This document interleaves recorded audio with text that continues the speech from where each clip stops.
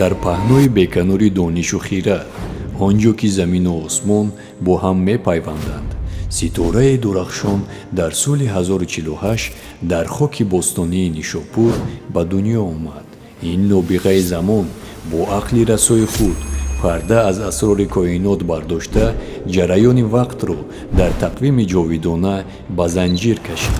шамшери буррои мантиқии ӯ мушкилтарин муаммоҳои риёзиро дуним мекард ва дар ҳар як қатраи суханаш фалсафаи ҳастиву нестиро ҷой медод.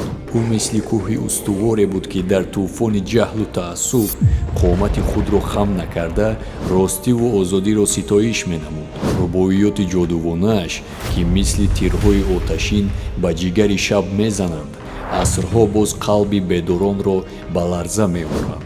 дар нигоҳи ин ҳакими бузург, олам гузаргоҳест, ки бояд ҳар лаҳзаашро чун ганҷи ноёб қадр кард ва ба фардои номаълум дил набаст.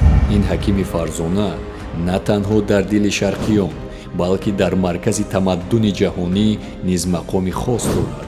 имрӯз дар саҳни бинои Созмони Милали Муттаҳид дар шаҳри Вена, қомати баланди ӯ дар канори се нобиғаи дигар, Ибн Сино, Берунӣ ва Закариёи Розӣ, дар зери як чортоқи бошукӯҳ устувор гаштааст. ин ёдгорӣ бо номи чортоқи донишмандони Форс маъруф аст.